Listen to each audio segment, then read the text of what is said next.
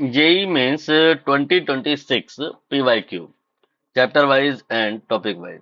Chapter is oscillation. From this chapter we have these topics जो आपके exam में पूछे गए थे. We have finished the initial three. Now we have fourth topic, that is cutting, adding, etc. of spring. Let me open the topic. Topic open हो गया है.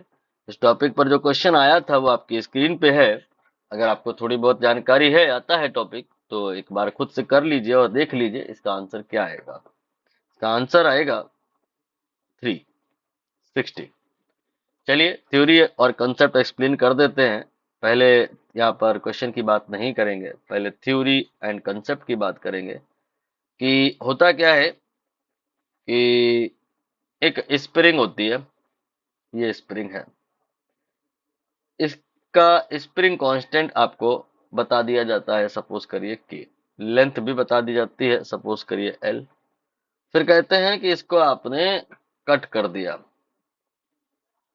ये आपने कट कर दिया. अब आपके पास में दो पार्ट हैं. इसकी लेंथ L1 है, दूसरा पार्ट है उसकी लेंथ L माइनस L1 कह सकते हैं. आप L2 कह लो तो L1 प्लस L2 L हो गया. इनके जो स्प्रिंग कांस्टेंट K1 K2 होंगे वो हमें बताने हैं. ठीक. इसके लिए फॉर्मूला क्या होता है, या ट्रिक कह लो या फॉर्मूला कह लो, K इंटू एल ये कांस्टेंट होता है. मतलब ये वाली स्प्रिंग में K और L का जो मल्टीप्लाई आएगा, प्रोडक्ट आएगा. ये वाली स्प्रिंग में जो आएगा K1 इंटू L1, और ये वाली स्प्रिंग में जो आएगा K2 इंटू L2, सब बराबर होगा. K into L, K1 L1, K2 L2 बराबर होगा. आपको K और L गिवन रहेगा और बताया जाएगा कि किस रेशियो में स्प्रिंग को आपने कट करा है. वो यहाँ पे रखोगे तो K1 K2 निकल आएगा. इसके बाद क्वेश्चन में और वैरायटीज भी होती हैं कि इन कट पार्ट को सीरीज में जोड़ दिया, पैरेलल में जोड़ दिया, फलाना फलाना, सारा कुछ कर लिया जाएगा. पहले क्वेश्चन पर आ जाते हैं. कह रहे हैं स्प्रिंग कांस्टेंट है 15 और इसको दो पार्ट में कट कर दिया. जो कट पार्ट हैं उनका वैल्यू 1 और 3 है, नहीं रेशियो 1:3 है. मतलब जो ये पहला वाला है इसकी लेंथ अगर हम x माने तो दूसरे वाले की हमें 3x माननी पड़ेगी. तो टोटल तो 4x हो गई, और 4x according to the question अगर l के बराबर मान लिया जाए तो x की वैल्यू आपकी L/4 आ गई. मतलब पहला वाला पार्ट एक्चुअली L/4 है और दूसरा वाला पार्ट आपका 3L/4 है. राइट.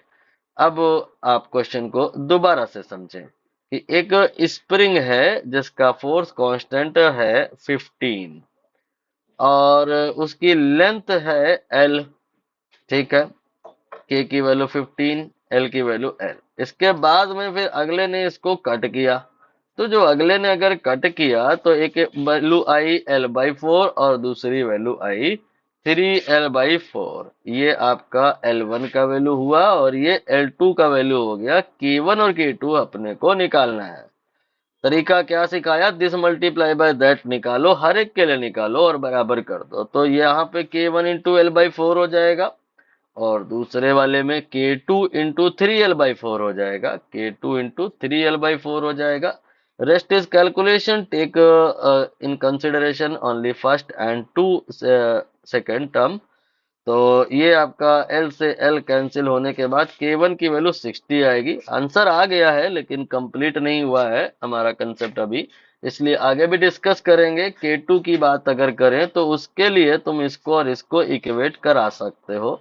यानी कि 15 इंटू एल को आप बराबर कर सकते हो ये K2 इंटू 3L/4 के. तो यहाँ से आप पाओगे, क्या कीजिए, ऐसा है K2 आएगा ये 60/3, या यू कैन से 20.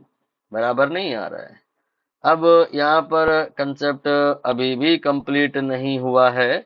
अब आप इसके आगे इस तरह के क्वेश्चन पाओगे देश देश दुनिया में कि इनको अगले ने वापस पैरेलल में जोड़ दिया. सीरीज में क्यों नहीं जोड़ेगा, जोड़ सकता है सीरीज में, कोई दिक्कत वाली बात नहीं है. ये जो कटे पिटे पार्ट हैं अगर आपने इसको सीरीज में जोड़ दिया तो कोई तूफान नहीं आ जाएगा, लेकिन कोई फायदा भी नहीं मिलेगा, क्योंकि वापस वही स्प्रिंग बन जाएगी जिसको आपने काट के पार्ट बनाए थे। और चाहो तो के निकाल के देख लो, 60 और 20 का आप सीरीज कॉम्बिनेशन निकाल लो। फॉर्मूला होता है K1 K2 upon K1 plus K2, value रख करके देख लो। 60 × 20 डिवाइडेड बाई 60 + 20, और सॉल्व करें आप तो देखेंगे क्या कि भाई साहब ये 15 आ गया। 15 ही तो था शुरुआत में, जो तुम स्प्रिंग लेते हैं वो 15 की ही तो थी। इसीलिए ये वाली डायरेक्शन में क्वेश्चन बहुत कम जाता है। क्वेश्चन ज्यादातर ऐसा जाता है कि पार्ट्स को कट करते हैं, और कट करने के बाद के जो पार्ट्स होते हैं उनको पैरेलल में जोड़ देते हैं। तो पैरेलल में जोड़ देते हैं तो के बराबर आ जाएगा K1 + K2, यहाँ पे फॉर्मूला होता है।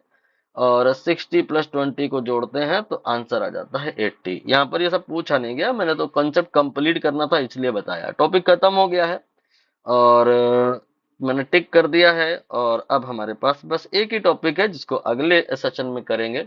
कोई डाउट रह गया है, कमेंट सेक्शन आपके लिए ही है, आप खुल के कमेंट करें, हेजिटेशन ना करें। बट फिर भी अगर हो रहा है, पर्सनली पूछना चाह रहे हैं कुछ, तो डिस्क्रिप्शन में आपको हमारा नंबर मिलेगा, वहां से आप टेलीग्राम कर सकते हैं और व्हाट्सअप कर सकते हैं, कॉल नहीं कर सकते हैं।